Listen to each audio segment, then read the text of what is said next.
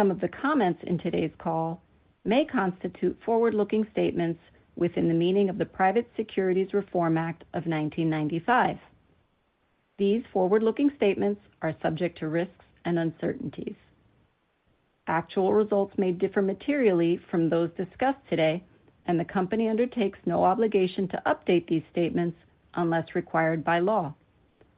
For a more detailed discussion of these and other risk factors, investors should review the forward-looking statements section of the earnings press release issued this morning, as well as in the most recent Form 10-K and other subsequent WTW SEC filings. During the call, certain non-GAAP financial measures may be discussed. To provide direct comparability with prior periods, all commentary regarding the company's revenue growth results will be on a non-GAAP organic basis unless specifically stated otherwise.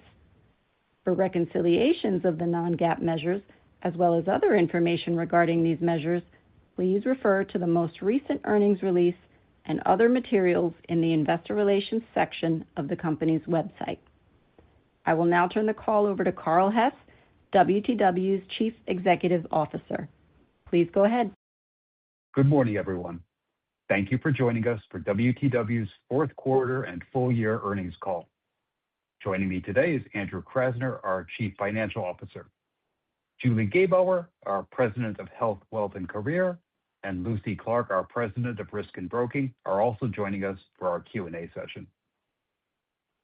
We closed the year with another strong quarter, driven by our focus strategy and its steady execution by all our WTW colleagues. Throughout the year, our strategic efforts to accelerate performance, enhance efficiency, and optimize our portfolio have strengthened our business, enabling us to achieve our financial objectives for 2025 and positioning us for continued success in 2026. Our strategic investments in talent and innovation in 2025 have accelerated performance. In Risk and Broking, our specialization strategy continues to fuel new business momentum. In Health, Wealth, and Career, our focus on smart connections and innovative recurring solutions has translated into steady growth. And across the entire business, our digital platforms and advanced data and analytics continue to differentiate WTW. We do, our enterprise delivery organization, and our relentless focus on right work, right place, right tools, and right space continue to enhance our efficiency, help us modernize how we operate, and drive further margin expansion. And finally, in 2025, we strengthened our business portfolio, starting the year without Transact and ending it with acquisition announcements including Newfront, Cushion, and Flowstone Partners. These transactions demonstrate our commitment to optimizing WTW's portfolio for growth and profitability in a disciplined and thoughtful way. Let me share more details about our strong financial performance. In the fourth quarter, we generated 6% organic growth, 80 basis points of adjusted operating margin expansion, and adjusted EPS of $8.12. As a reminder, Transact contributed 80 cents to adjusted EPS in Q4 of 2024. Excluding this contribution, adjusted EPS increased 13% year over year. For the full year, we had organic growth of 5% in line with our mid-single-digit target. We expanded adjusted operating margin by 130 basis points year over year to 25.2% and delivered adjusted diluted earnings per share of $17.08. In the fourth quarter, Health, Wealth, and Career organic growth accelerated from earlier in the year to 6%, and the segment delivered 30 basis points of operating margin expansion, excluding Transact. In Risk and Broking, we generated 7% organic growth in the quarter and expanded adjusted operating margin by 120 basis points. The 8% organic growth in our corporate Risk and Broking business marks the 12th consecutive quarter that the business has recorded high single-digit growth, excluding the impacts of book of business activity and interest income, despite a more challenging pricing environment. I'm particularly pleased with the strong results in our CRB North America business, which grew by high single digits, driven by increased M&A activity and new business across several specialty lines, including construction and surety. As evidenced by our fourth quarter performance and new business wins, we saw attractive returns on our investments in talent and innovation in 2025, and will continue to prioritize investment opportunities that further accelerate our performance. A good example of this is our strong and growing presence in the digital infrastructure space, where we're proud to support 5 of the 10 largest data center developers globally. We recently added one of those 5 in a competitive RFP process for their master builder's risk placement. The client chose us for the breadth and depth of our expertise in construction, energy, technology, and other specialties, as well as our global capabilities and connectivity. As that win shows, our specialization strategy underpins our ability to support clients across the full data center life cycle, from planning to operation. We have a track record of supporting the largest developers with our industry-leading analytics. This, along with our deep subject matter expertise across cyber, contracts, environmental, and property risks, allows us to deliver comprehensive risk management solutions for every aspect of data center development and operation. Our construction specialty business is seeing strong results in CRB North America. Recently, WTW was selected as the commercial insurance broker for 2 major U.S. bank headquarter renovation projects, collectively valued at well over $1 billion. These high-profile wins underscore our team's strong expertise and technical proficiency in construction, and our unified and highly analytical approach to helping solve our clients' challenges. I also want to mention a large win across both R&B and HWC from a leading Nordic industrial company, supporting insurance, benefits, and pension programs the company had previously handled in-house. This success reflects our ability to make smart connections across segments and leverage our relationships and expertise to devise solutions that clients cannot achieve on their own. In HWC, our commitment to smart connections, technical depth, and product innovation continues to drive growth across our businesses. For example, our health and benefits and retirement teams connected to unseat the incumbent of a UK-headquartered global engineering company to win a comprehensive benefits project to ensure competitive and cost-effective coverage for private medical insurance and other employee benefits and pensions.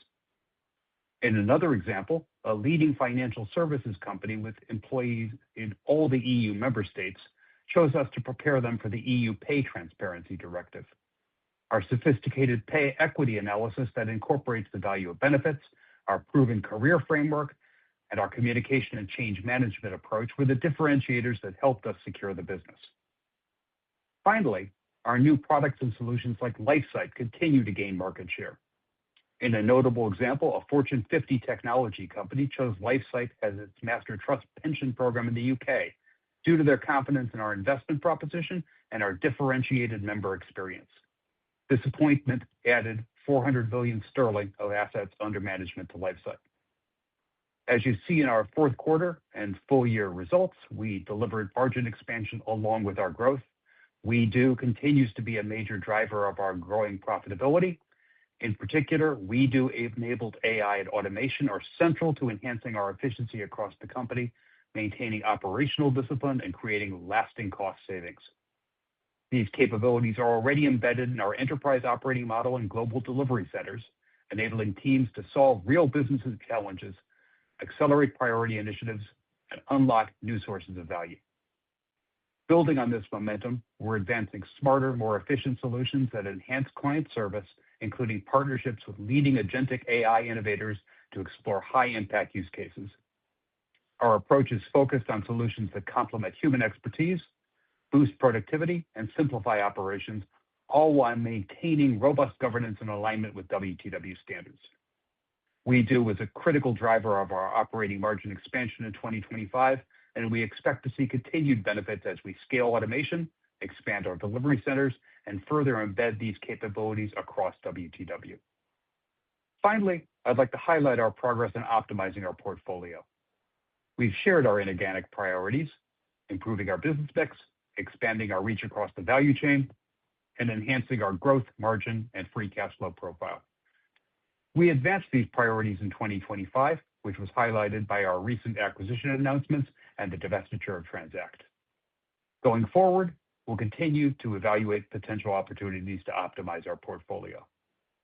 As we announced last week, we closed the Newfront acquisition on January 27th, and the business is now operating as part of WTW. Newfront brings a modern, technology-enabled approach to middle market broking, combining deep specialty expertise with a proprietary digital and AI-driven platform. Their approach aligns closely with our focus on specialization, innovation, and efficiency, and we're proud to welcome the Newfront team to WTW. During 2026, we'll be laser-focused on seamlessly integrated Newfront's team and technology into WTW, retaining and empowering talent, bringing our resources, scale, and global footprint to Newfront clients, and combining our highly complementary technology and capabilities to deliver an integrated end-to-end technology platform that will drive growth, enhance efficiency, and better serve our clients. Spike Lipkin, Newfront's CEO and co-founder, will be focused on integration, client development, talent acquisition, and technology. We're taking a deliberate and thoughtful approach to ensure we maintain continuity for Newfront clients and minimize disruption. We've established a dedicated integration management office to oversee the transition and to carry out a disciplined and phased approach to integration. We continue to see meaningful opportunities to generate synergies over the next 3 years. I also want to highlight other transactions that will further optimize our portfolio and reinforce our capabilities in high-growth markets. During the fourth quarter, we announced the acquisition of Cushion, a cutting-edge UK fintech pensions and savings provider, which will strengthen our position in the fast-growing UK defined contribution master trust market. Cushion's innovative, technology-led solutions complement LifeSight and enhance our master trust offerings. We expect to complete the acquisition of Cushion in the first half of 2026. We also agreed to acquire Flowstone Partners, a private equity secondary specialist that will expand access to private markets for individual and institutional investors. We expect to complete the Flowstone acquisition later this quarter. Taken together, these transactions reflect a disciplined and deliberate approach to portfolio optimization, aligned with the strategic priorities and financial framework we laid out at our 2024 Investor Day. As I look at the year ahead, I feel confident in our position and our positive outlook for 2026. This outlook aligns with our long-term guidance of mid-single-digit organic growth, adjusted operating margin expansion, and free cash flow margin expansion, and is supported by the same core tailwinds that contributed to our success in 2025. We have strong momentum in the market. We continue to make steady progress executing our strategy, and the political and regulatory environment worldwide remains highly dynamic, driving clients to seek our advice and solutions to protect and strengthen their businesses. While we remain positive about current macroeconomic and market conditions, of course, we're closely monitoring potential headwinds to our business in the year ahead so that we can respond appropriately.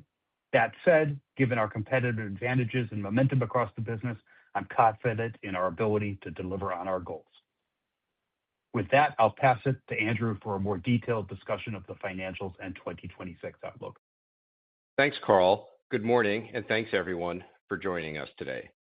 In the fourth quarter, we delivered solid organic revenue growth of 6% and expanded adjusted operating margin by 80 basis points year-over-year to 36.9%, or 30 basis points of year-over-year improvement when excluding Transact. Adjusted diluted earnings per share were $8.12, which is an increase of 13% over the prior year when excluding Transact. For the full year, our strong results were in line with our long-term financial framework. We delivered organic revenue growth of 5%. Adjusted operating margin expanded 130 basis points to 25.2%, reflecting 80 basis points of year-over-year improvement excluding Transact. Adjusted diluted earnings per share were $17.08, up 13% over the prior year when excluding Transact. Our fourth quarter results reflect the benefits of our investments in talent and technology, as well as the commitment and diligence of our colleagues. Our strategy continues to resonate despite ongoing macro uncertainty, and we remain focused on executing our strategic objectives and creating long-term shareholder value. Turning to our segment results. Health, Wealth, and Career revenue grew 6% compared to the fourth quarter of last year. For the full year, HWC revenue grew 4%, in line with our outlook of mid-single-digit organic growth. Our health business achieved solid growth of 4% this quarter. This was on top of the 18% growth rate achieved in the prior year quarter. Excluding book of business settlement activity and interest income headwinds, growth was 6% for the quarter and 7% for the full year, primarily driven by double-digit increases in international and strong performance in Europe. Results in international were driven by new business acquisition, successful renewals, healthcare inflation, and market expansion. In Europe, the strength of new business and renewals generated growth. In North America, growth was offset by a book of business sale in the prior year fourth quarter. We continue to expect strong demand across the global business, driven by healthcare inflation and employers' continued focus on managing costs while maintaining competitive employee benefits. As a result, we expect health to deliver high single-digit growth in 2026. Wealth had strong growth of 5% in the fourth quarter, primarily from increased levels of retirement work globally. Demand for our core defined benefit work, including new client appointments and support for regulatory changes and data projects, remained strong. We also saw growth from project work to support pension surplus utilization and workforce management. New solutions in Europe, including an innovative pension risk transfer solution in Germany and early retirement services in Spain, also contributed to growth. Our investments business grew due to new products alongside enhanced capital market conditions and client wins. With good momentum in the wealth business, we expect growth at the high end of the low single-digit range in 2026. Career growth was 10% in the fourth quarter, primarily driven by robust demand for broad-based advisory services, compensation benchmarking survey work, and the impact of a change in survey delivery patterns, which we highlighted on the Q3 call. This dynamic shifted some revenue from last quarter into this quarter. In addition, a book of business sale contributed to Career's revenue growth this quarter. For 2026, we expect mid-single-digit growth for Career based on our continued focus on product and technology offerings, recurring services, and increased demand for a wide range of advisory services, including those related to implementation of the EU Pay Transparency Directive. Benefits delivery and outsourcing, or BD&O, grew 5% versus last year's fourth quarter, primarily driven by increased commission revenue in our individual marketplace business. As we had indicated on our prior calls, this was expected as BD&O generates almost half its revenue during the fourth quarter, primarily due to the timing of commissions and onboarding of new clients. Global outsourcing also grew revenue this quarter from core administration engagements and expanded project work. While we expect BD&O to achieve mid-single-digit growth over the long term, we are projecting low single-digit growth in 2026 as we absorb the impact of changes in the Medicare market. In line with the revenue pattern I mentioned, growth will be concentrated in the fourth quarter, and rates in the first three quarters could fluctuate considerably. HWC's operating margin in the fourth quarter was 44.3%, an increase of 240 basis points compared to the prior year, or an increase of 30 basis points excluding the impact of the Transact divestiture. For the full year, HWC's operating margin grew 230 basis points, or 60 basis points excluding the impact of the Transact divestiture compared to the prior year. This result demonstrates our ability to consistently deliver incremental margin expansion regardless of cyclical macro conditions and supports our expectation of continued margin expansion in HWC in 2026. Moving to risk and broking, the strong revenue growth of 7% in the fourth quarter reflects the continued momentum in the business. Our specialization strategy and investments in talent, data, and technology continue to drive sustainable growth. For the full year, R&B revenue grew 6%.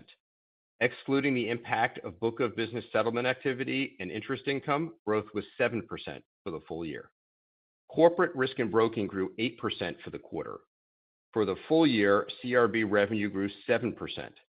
Excluding the impact of book of business settlement activity and interest income, growth was 8% for the full year.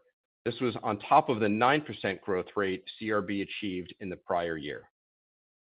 CRB's growth this quarter was primarily driven by our global specialization strategy, which continued to support new business wins and client renewals despite a more challenging rate environment. We recorded significant new business activity across all regions this quarter, with notable contributions from construction, surety, marine, and credit risk solutions. As expected, we continue to see a challenging growth environment with rate softening across various lines. Nonetheless, our specialization strategy is resonating in the market, and we are pleased by the results. We continue to expect mid to high single-digit growth in CRB for 2026. In our insurance consulting and technology business, revenue declined 1% versus last year's fourth quarter, when ICT delivered 11% growth. Full-year growth was 1% compared to 4% last year. Our combined approach of consulting and technology continues to add value. However, the trends we've highlighted in the last few quarters still persist, with continued weakness as expected in the consulting environment and clients remaining cautious about making large, multi-year technology implementation decisions. We continue to shift the balance of our business from consulting to technology over time. We are encouraged by our pipeline on the technology sales side and do not expect to see a meaningful pickup in consulting activity in the short term. For 2026, we continue to expect low to mid-single-digit growth in the business. Turning back to R&B's results overall, we are pleased with our momentum entering 2026, which gives us confidence in our ability to deliver mid to high single-digit growth for the full year. R&B's operating margin was 34.7% for the fourth quarter, a 120 basis point improvement over the prior year. This was primarily driven by operating leverage from strong organic revenue growth coupled with continued expense discipline. Foreign exchange rates were a tailwind of 10 basis points to operating margin in the fourth quarter due to the weakening U.S. dollar. For the full year 2025, we achieved 100 basis points of operating margin improvement in R&B, or 120 basis points excluding the impact of foreign currency. We remain committed to delivering 100 basis points of average annual adjusted operating margin expansion over the next 2 years. As Carl highlighted earlier, the investments we've made in our technology and our WeDo capabilities continue to create value and provide a strong platform for us to deliver ongoing operating leverage and efficiencies across the business. Lastly, let me provide some additional color on our enterprise-level results. Adjusted operating margin for the fourth quarter was 36.9%, an 80 basis point improvement over the prior year, reflecting strong margin expansion in the segments.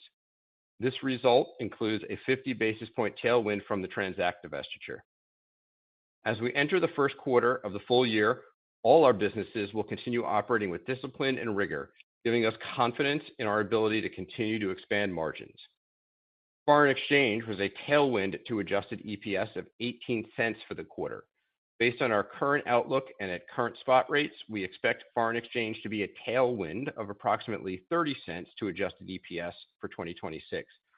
The impact is primarily expected to occur in the first quarter due to the seasonality of our euro-denominated revenue. Our U.S. GAAP tax rate for the quarter was 20.8% versus 26% in the prior year. Our adjusted tax rate for the quarter was 20.8% compared to 21.1% for the fourth quarter of 2024. For 2026, we expect the full-year adjusted tax rate to be relatively consistent with 2025.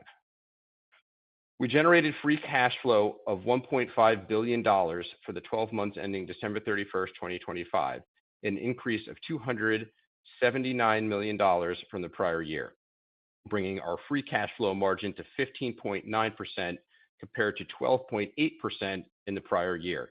This was driven primarily by reduced transformation program cash costs and operating margin expansion. We expect to continue expanding our free cash flow margin in 2026 from operating margin expansion and the absence of transformation program cash costs, with partial offsets from transaction and integration expense related to our recently announced acquisitions. During the quarter, we returned $439 million to our shareholders via share repurchases of $350 million and dividends of $89 million. For the full year, we returned $2 billion in capital to shareholders. We continue to view share repurchases as one of our primary methods of capital return and an attractive use of capital to efficiently deliver value to WTW shareholders. Looking ahead, we expect to allocate at least $1 billion to share repurchases in 2026, subject to market conditions and potential capital allocation to organic and inorganic investment opportunities. We're confident our balanced and disciplined capital allocation approach will generate long-term shareholder value.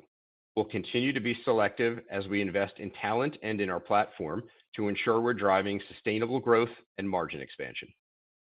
As part of our investment program, we will continue to make investments in our reinsurance JV as it scales its newly launched commercial operations. We expect this to be a headwind of about 30 cents to adjusted EPS this year. In closing, we are pleased by our strong performance in 2025. We are increasingly seeing the execution of our strategy yielding tangible results and generating strong momentum as we enter 2026. With that, let's open it up for Q&A. To ask a question, please press star 11 on your telephone and wait for your name to be announced. To withdraw your question, please press star 11 again. In the interest of time, we ask that you please limit yourself to one question and one follow-up. Please stand by while we compile the Q&A roster. Our first question comes from Elyse Greenspan with Wells Fargo. Your line is open. Hi, thanks. Good morning. I was hoping to spend more time on the drivers of organic growth within R&B in the quarter and just to get, more sense of, the revenue growth by line and geography. And in particular, I'm looking for a broad-based answer, but also just, in particular, some color on North America, right, which I believe went from, something around 1% in the Q3, right, to high single digits in the fourth quarter. Yeah, sure. Good morning, Elyse. It's Carl, and thanks for the question. Let me begin with that broad-based answer and then let Lucy zoom in. R&B delivered strong 7% organic growth in the quarter. That's on top of a 7% in the prior year, and that reflects continued momentum we see in the business. CRB delivered 8% organic revenue growth and 8% when excluding both book of business activity and interest income this quarter.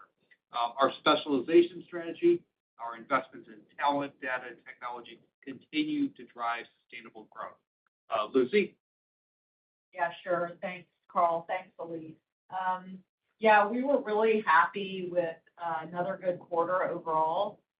In CRB, we generated significant new business in every global market, notable contributions from construction and surety, credit, marine, and natural resources. In CRB North America, specifically, like you mentioned, we were really happy with the high single-digit organic growth, and I would call out growth in several specialty lines there, including M&A. And just if we look at the full year, I do want to say how proud we all are of the 2025 performance with 6% organic growth or 7% excluding book of business and interest income, which reflects the ongoing success of our specialization strategy and, in particular, the commitment of our people. Particularly CRB, good year with full growth of 7% or 8% excluding both book of business activity and interest income. And for the full year, I would call out significant contributions from D&F. So that's our specialty property and casualty and fact team, construction and surety, credit, and natural resources. We're really happy with the performance in the quarter, the performance in the full year, and the momentum we have coming into this year.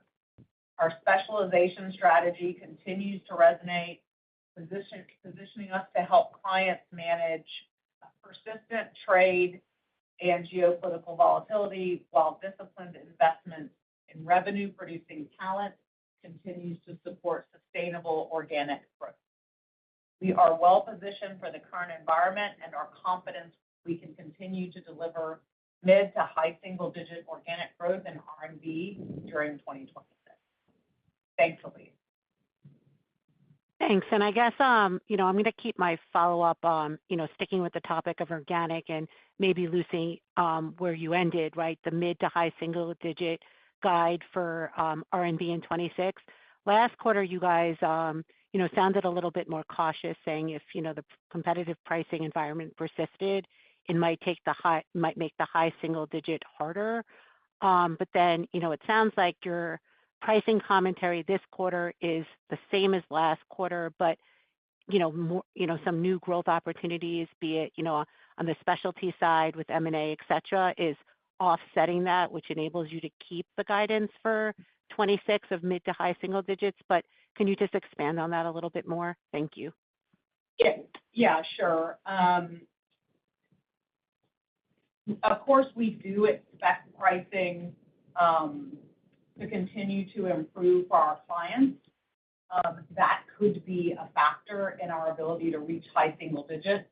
But like you mentioned, our growth is driven by high retention rates, new business, the impact of all of those hiring investments, and the success of the specialty strategy. Carl talked a little bit about the opportunity in digital infrastructure, including the build-out of data centers, which is a big opportunity for us. But I think really that concentration on specialty allows us to focus on a number of opportunities.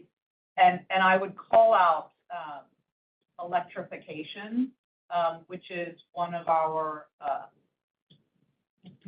big strategies. And we've highlighted that where there's a real need for global specialty capabilities is where we can really perform. And we have been investing meaningfully in our capabilities across the power sector. This is a significant area of growth for us.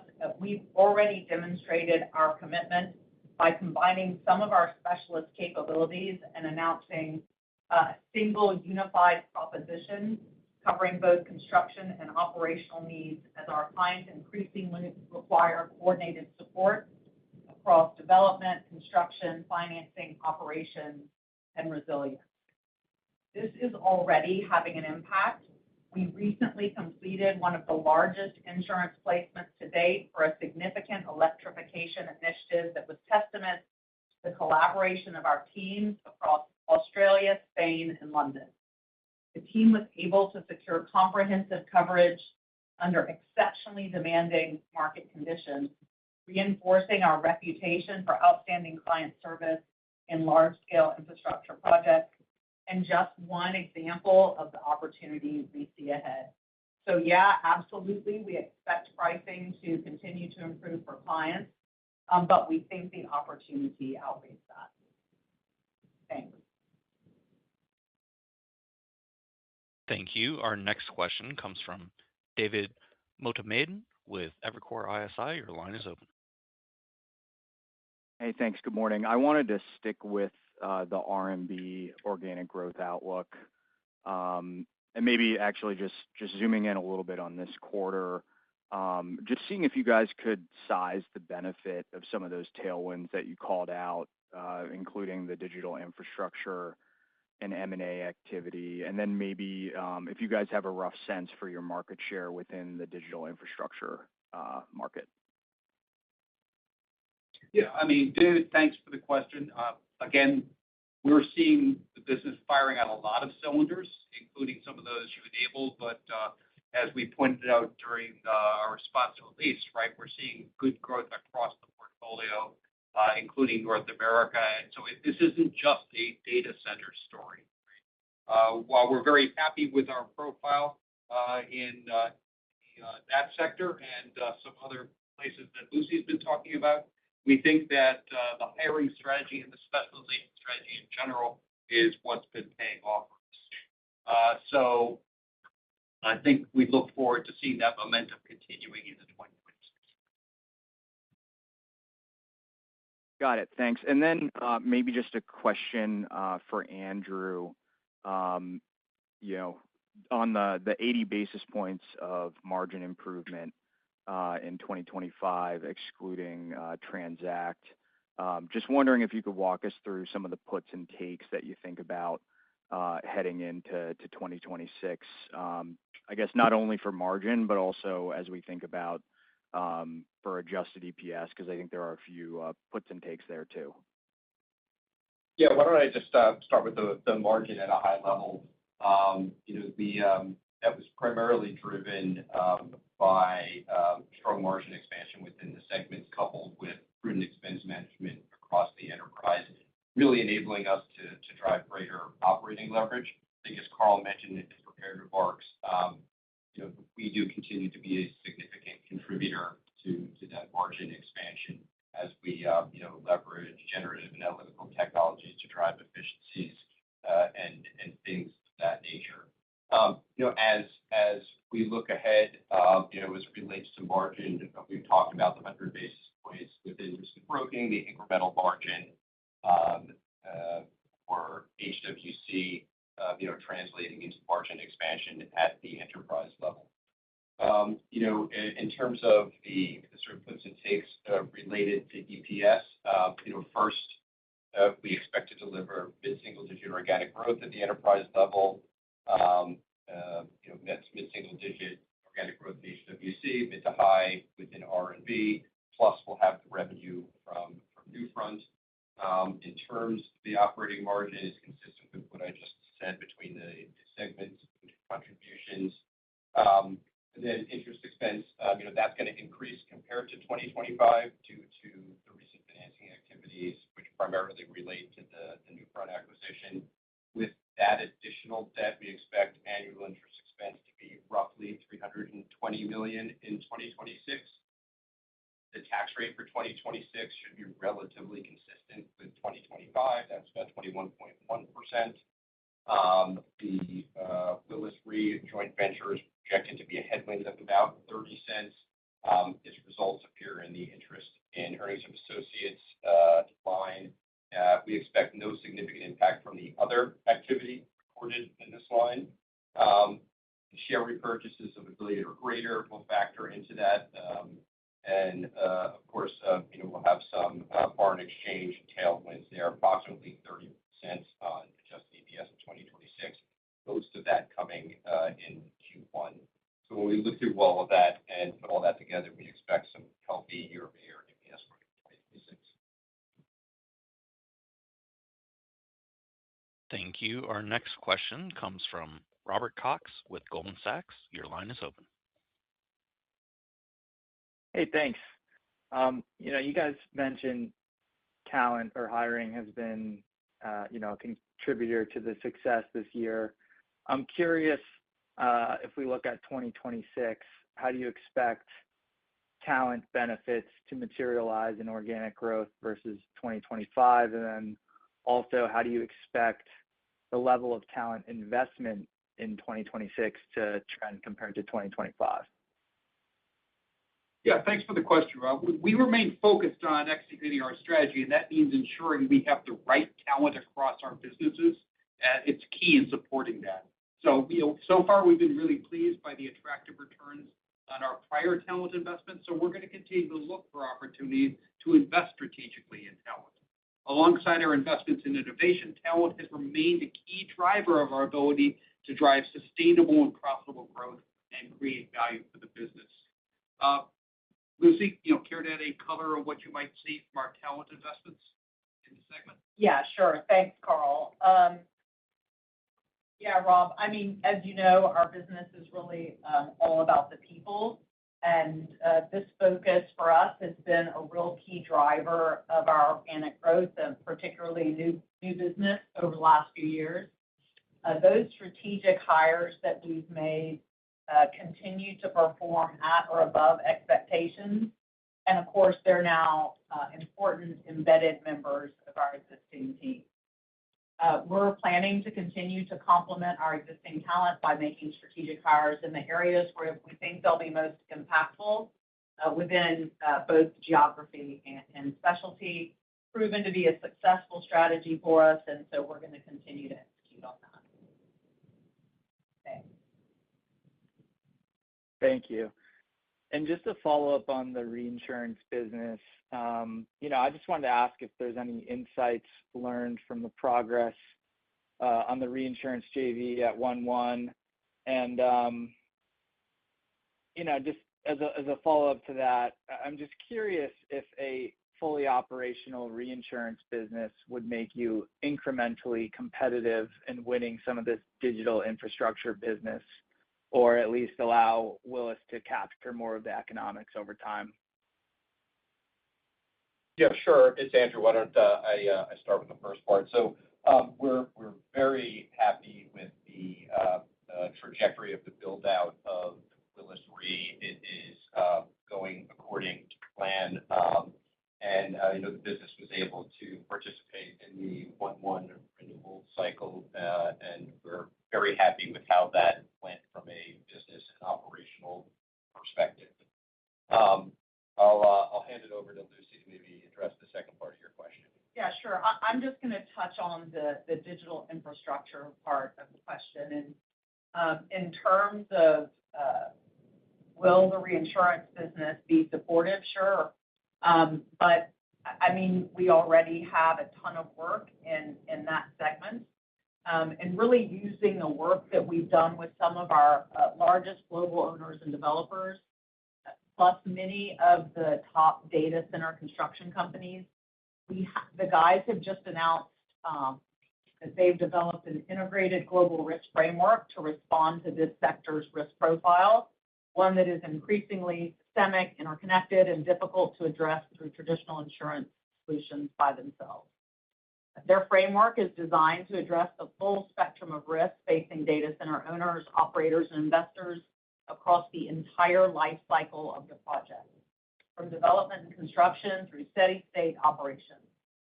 The framework really gives a holistic view of both current and emerging risks, including those that are systemic, difficult to model, or still evolving.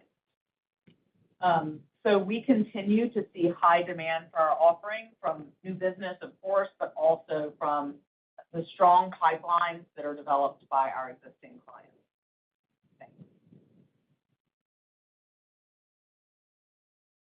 Thank you. Our next question comes from Mark Hughes with Truist Securities. Your line is open. Yeah, thank you very much. Good morning. In the BDO, you talked about changes in Medicare influencing the organic growth outlook, low single digits because of the changes. Is that just a one-year phenomenon? Do you think that'll extend into 2027? Could you maybe just give a little more detail on that? Yeah, sure. It's Julie, Mark. I'll take that up.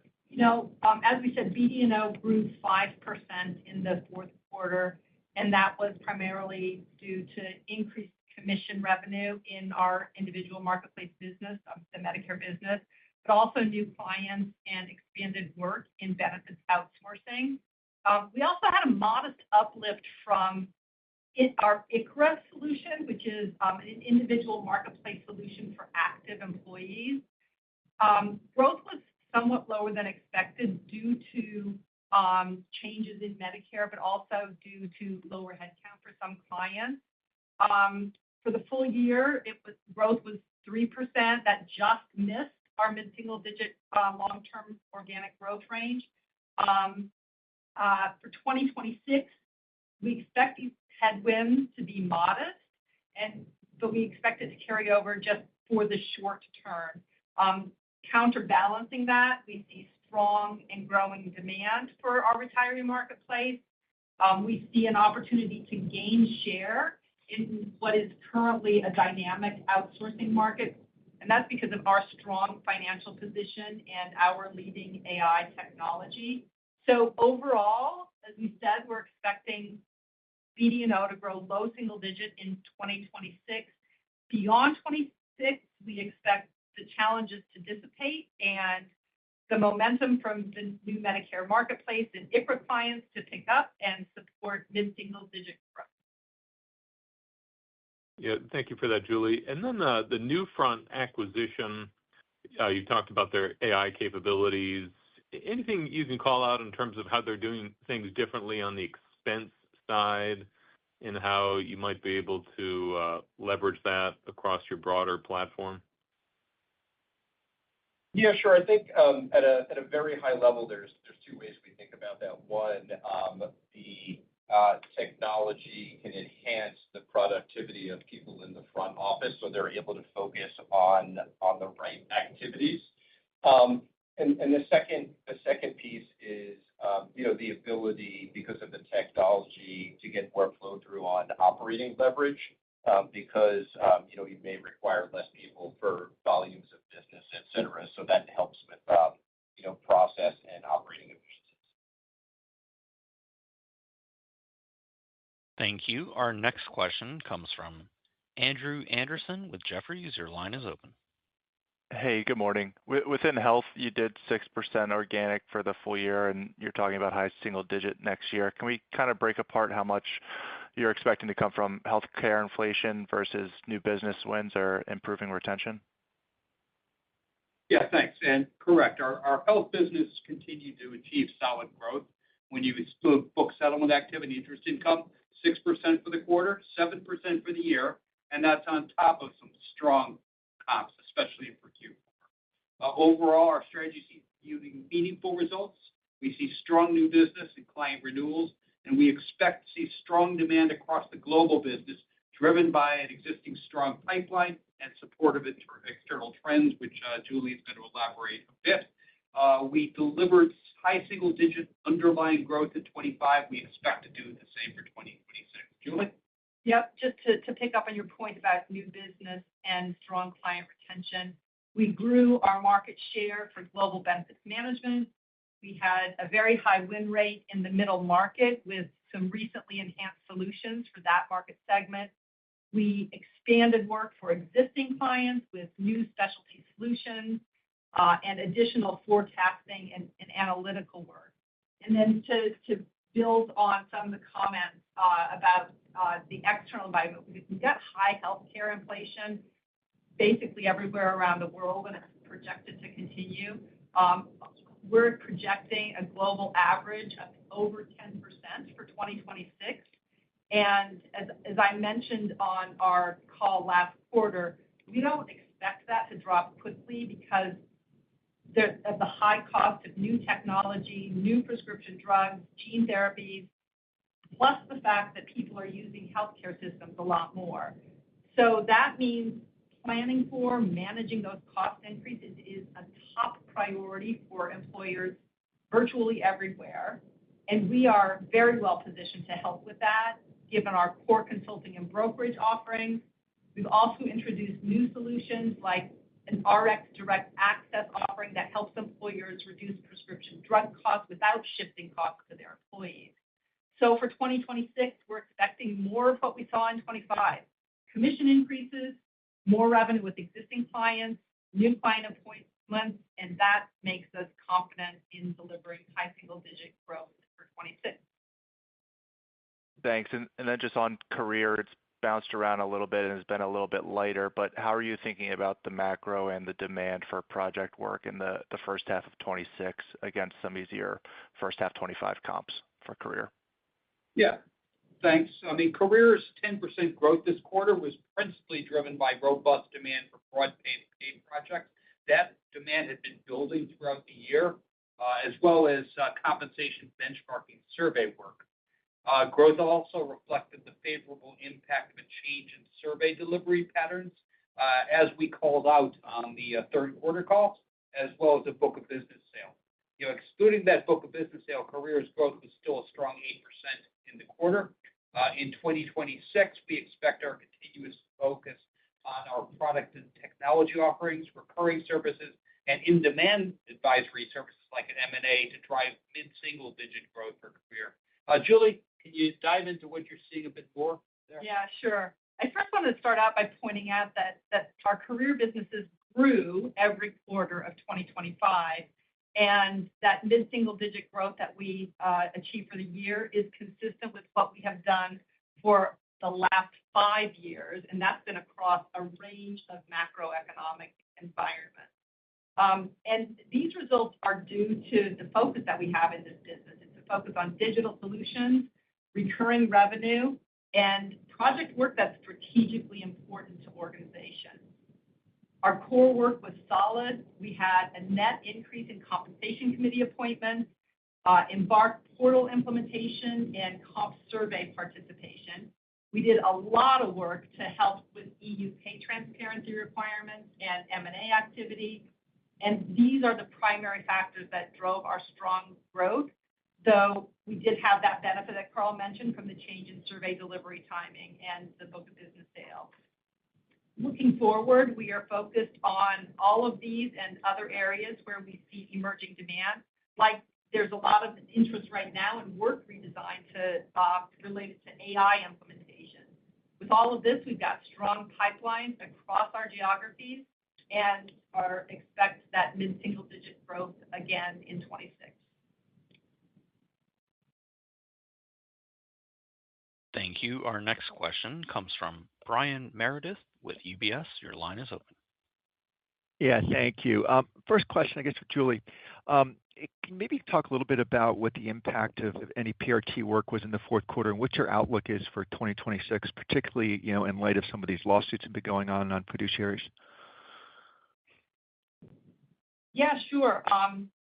Look, our wealth businesses did well in the fourth quarter. Overall, we from a pension risk transfer perspective, we saw an increase in activity, and in the U.S., based on published information, we placed about 35% of the transactions. We're also seeing an increase in de-risking readiness work like data cleanup, also workforce management projects, and work to support adoption of new legislation. And we expect these trends to continue for wealth overall. And I just might take the opportunity to mention that in the defined contribution area, which is also under the wealth area, we are now live with LifeSite Solutions in 12 countries. We're continuing to add clients there and assets under management. Over 2025, our assets under management across our master trust arrangements increased from $36 billion at the beginning of the year to over $46 billion at the end of the year. And we've got another $3 billion lined up to be added in the coming quarters with clients that we've already contracted. And Carl mentioned in his opening remarks, we've announced the acquisition of Cushion, and that sets us up to grow even more in the GB market because it's perfect for the fast-growing mid-market where we don't yet have a big presence. Great, thanks. And a follow-up question. I'm just curious, there's been a lot of talk about the impact of AI on kind of routine type consulting services. I know you've talked about the benefits you're seeing just as far as, productivity and stuff, but I'm curious, do you anticipate any headwinds in any of your businesses as a result of AI? No, I think we see AI as an opportunity for the organization. Some of the well-publicized headlines around consulting habits, I think, have been on the more management consulting type activities. And if you look across what we do, a lot of it's driven by regulatory requirements and results in recurring services that are extremely robust in the demand for them. And we've taken steps over prior years to make sure we focus activity in our businesses around the places we see the most long-term demand growing. So I feel like this is an opportunity for us, not a threat. Thank you. Our next question comes from Yaron Kinar with Mizuho. Your line is open. Thank you. Good morning.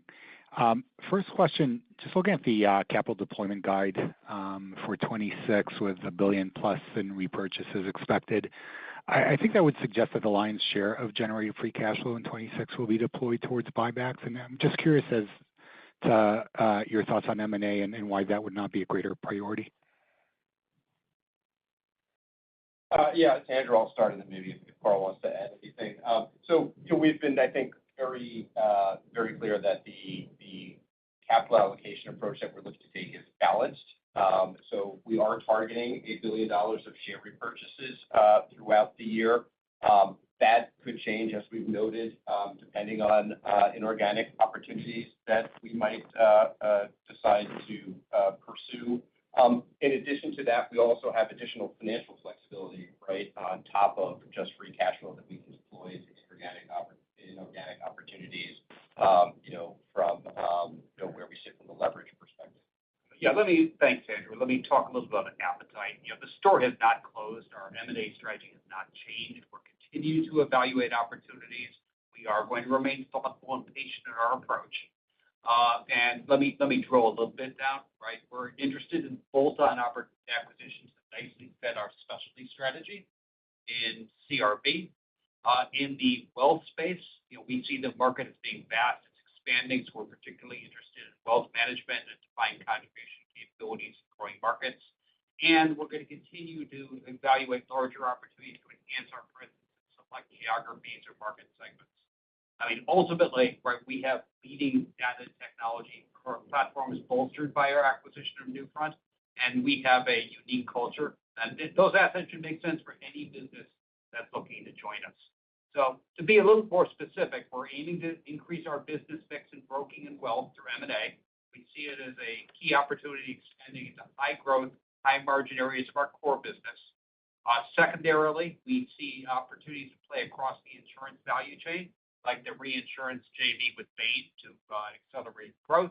And third, a combination with WTW needs to have a compelling financial story, enhancing our margins and our free cash flow profile and making Andrew smile.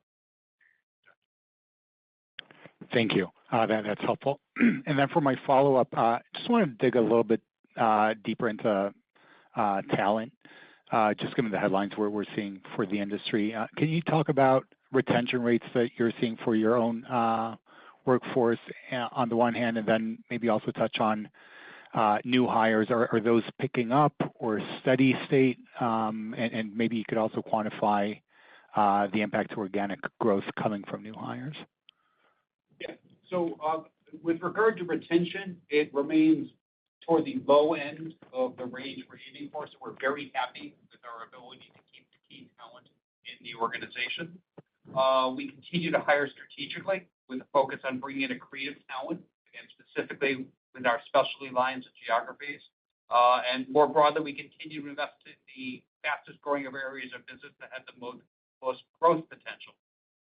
And so that is helping us realize significant opportunities to accelerate profitable growth and enhance margin. Thank you. Our next question comes from Katie Sakys with Autonomous Research. Your line is open. Hi, thanks. A quick one from me. I was wondering if you guys could give us a little bit more color on how much of the new business that your specialty operations saw in the quarter came from recurring revenues versus like one-time revenues. I think last quarter you had talked about, shifting into more recurring new business contributions in CRB, and I'm curious how that dynamic played out this quarter, and then more broadly, how you guys are expecting that to continue in 2026 and ultimately support, the mid to high single-digit organic growth guide. Yep. It's Andrew. Why don't I start, and then maybe Lucy can add some more color. But just, with regard to recurring versus non-recurring, as we said last quarter, the nature of our work is always a combination of recurring and one-off work. One-off project work was not a key driver of organic growth in the fourth quarter. Maybe Lucy, you want to comment on some other trends there? Yeah, I think, just picking up on Andrew's comment, we called it out last quarter because we had a significant amount. There's nothing to call out this quarter. All across our business, we have one-off and recurring revenues, so nothing particular to call out this quarter, Katie. Got it. Thank you. Thank you. And our final question comes from Meyer Shields with Keefe, Bruyette & Woods. Your line is open. Great. Thanks. Two quick questions, hopefully. First, if we go back to the Medicare concerns, obviously we've seen a lot of what I guess we would call bad news recently. I was hoping you could frame sort of the uncertainty in the low single-digit forecast. Are there things that you still need to find out in terms of which products carry commissions, commission rates, and so on? Yeah, I'm going to start, Myers, with just a comment on some of the announcements we've heard recently, just highlighting that the final Medicare terms that we end up living with are often more favorable than the advanced proposals that are released. So, for example, last year when the final increase landed at 5% and the advanced proposal was 2%. And I think probably more importantly, the level of reimbursement doesn't have a direct impact on our revenue. So overall, we expect the latest proposal to be relatively neutral for us. The modest drag is from underlying changes in coverage and cost. The reason for the neutrality of the proposal is, first of all, the majority of our existing customers on our retiree marketplace are covered by what we call Medicare supplement policies, and those are not impacted by the recent announcement at all. Secondly, while there were prices for Medicare Advantage policies that are likely to go up because of that announcement, our marketplace has dozens of options for retirees so they can find the right policy at a price they can afford. And that switching of policies is actually helpful to us in terms of being able to place new insurance.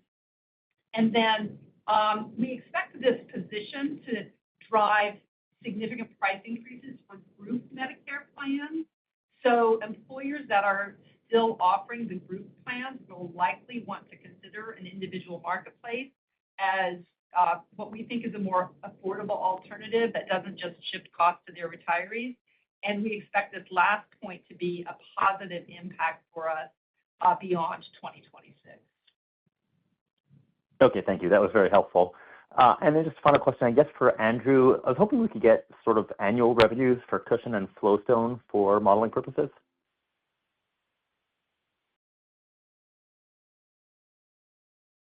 Yeah.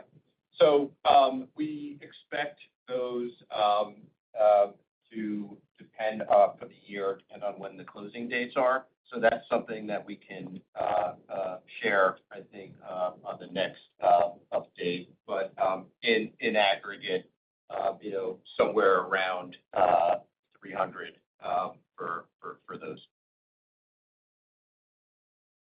Thank you. This concludes the question and answer session.